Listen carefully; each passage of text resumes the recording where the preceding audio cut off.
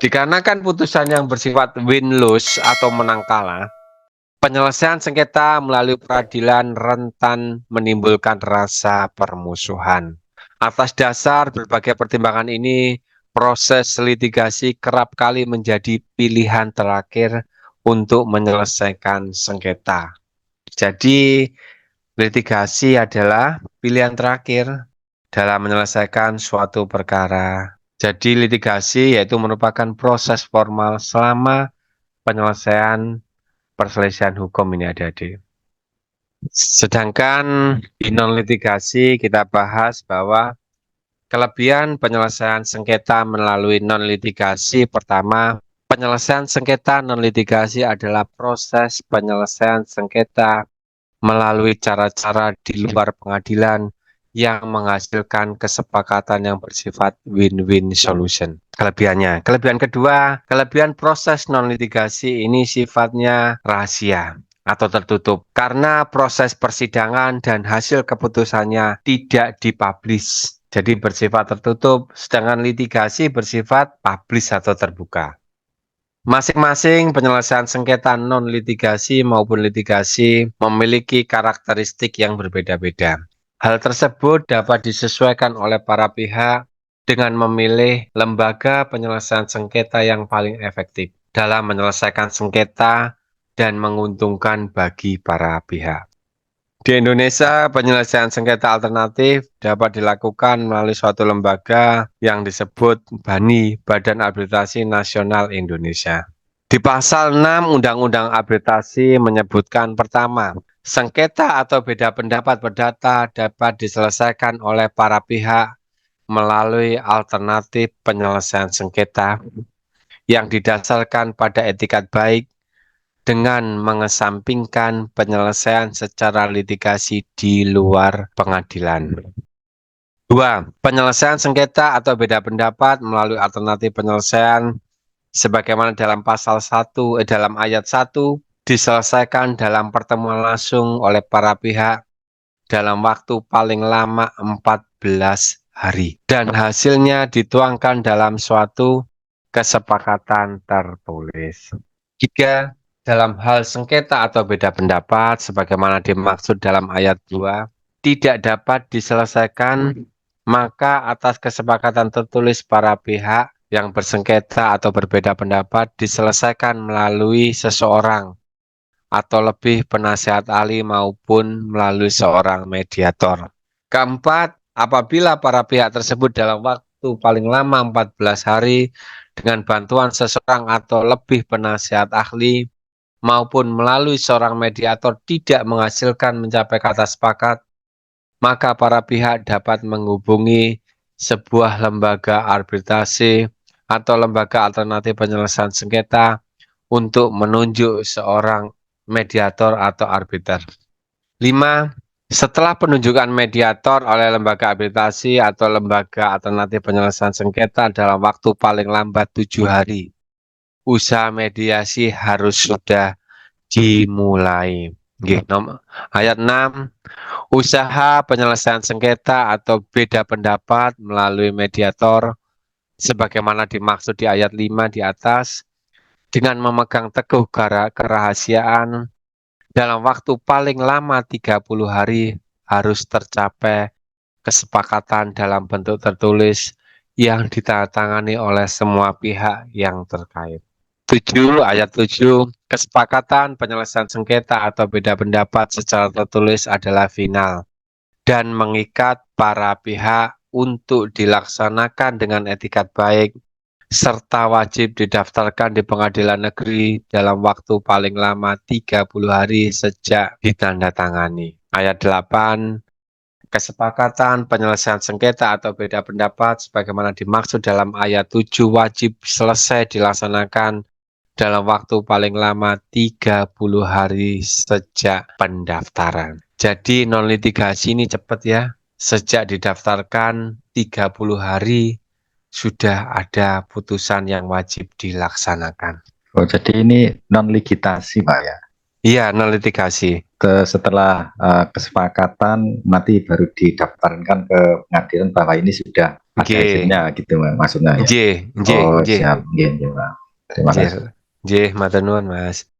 Yang ayat 9, apabila usaha perdamaian sebagaimana dimaksud di ayat 1 sampai dengan ayat 6 tadi tidak tercapai, maka para pihak berdasarkan kesepakatan secara tertulis dapat mengajukan usaha penyelesaiannya melalui lembaga arbitrasi ataupun arbitrasi ad hoc. Iya, adik-adik, salah satu cara penyelesaian sengketa yang banyak dilakukan terkait dengan kepemilikan nama domain ya, melalui arbitrasi. Menurut pasal 1 angka 1 Undang-Undang Arbitrasi disebutkan bahwa arbitrasi adalah cara penyelesaian suatu sengketa perdata di luar peradilan umum yang didasarkan pada perjanjian arbitrasi yang dibuat secara tertulis oleh para pihak yang bersengketa. Perjanjian arbitrasi sesuai dengan ketentuan pasal 1 angka 3 Undang-Undang Arbitrasi merupakan suatu kesepakatan berupa klausula arbitrasi yang tercantum dalam suatu perjanjian tertulis yang dibuat para pihak sebelum timbul sengketa, pactum de compromitendo, atau suatu perjanjian arbitrasi tersendiri yang dibuat para pihak setelah timbul sengketa. Ada akte kompromis. Perjanjian tertulis adalah segala tulisan yang dibuat dalam huruf besar atau huruf kecil. Dalam hal ini tidak hanya dokumen yang ditulis atau dicetak di atas kertas saja, namun termasuk dokumen-dokumen yang dibuat atau dikirimkan secara elektronik, termasuk perjanjian yang disepakati oleh para pihak pada transaksi elektronik melalui media internet. Ditegaskan di pasal 3 huruf M Peraturan Prosedur Bani, penyelesaian sengketa melalui arbitrasi online dimungkinkan untuk dilakukan berdasarkan ketentuan di pasal 4 ayat 3 Undang-Undang Arbitrasi yang menyatakan bahwa dalam hal disepakati penyelesaian sengketa melalui arbitrasi terjadi dalam bentuk pertukaran surat. Maka pengiriman telex, telegram, faksimili, email, atau dalam bentuk sarana komunikasi lainnya disertai suatu catatan penerimaan oleh para pihak. Perjanjian atau klausula di atas dikenal dengan data message memiliki kekuatan hukum yang sama dengan perjanjian tertulis biasa. Di pasal 5 ayat 1 dan 2 Undang-Undang ITE menegaskan bahwa informasi elektronik dan atau data elektronik dan atau hasil cetaknya merupakan alat bukti yang sah, serta merupakan perluasan dari alat bukti sah sesuai dengan hukum acara yang berlaku di Indonesia. Jadi kalau misalkan kita chat atau apa, tolong dihati-hati ya adik-adik, karena merupakan jadi bukti. Terutama kalau kita guyon-guyon, terus guyon-guyonnya sampai di luar batas ataupun sampai ke arah sarah ya, ini bisa dituntut. Jadi sebaiknya kita bijak. Suatu arbitrasi dianggap bersifat internasional atau dianggap sebagai arbitrasi asing apabila terdapat keadaan-keadaan sebagai berikut. Pertama, apabila para pihak membuat klausul arbitrasi atau perjanjian arbitrasi pada saat membuat perjanjian perdagangannya mempunyai tempat usaha atau place of business di beberapa negara yang berbeda. Dua, apabila tempat arbitrasi yang ditentukan dalam perjanjian arbitrasi terletak di luar negara tempat usaha para pihak. Tiga, apabila kewajiban atau hubungan dagang para pihak harus dilakukan di suatu tempat objek sengketa yang paling erat hubungannya, yang mana terletak di luar negara tempat usaha para pihak untuk arbitrasi internasional. Pasal 66 mengatur bahwa putusan arbitrasi asing atau internasional hanya diakui serta dapat dilaksanakan di wilayah hukum Republik Indonesia apabila memenuhi syarat-syarat sebagai berikut. Pertama, putusan arbitrasi internasional dijatuhkan oleh arbiter atau majelis arbitrasi di suatu negara yang dengan negara Indonesia terikat pada perjanjian, baik secara bilateral maupun multilateral, mengenai pengakuan dan pelaksanaan putusan arbitrasi internasional. Dua, putusan arbitrasi internasional sebagaimana dimaksud dalam huruf A terbatas pada putusan yang menurut ketentuan hukum perdagangan.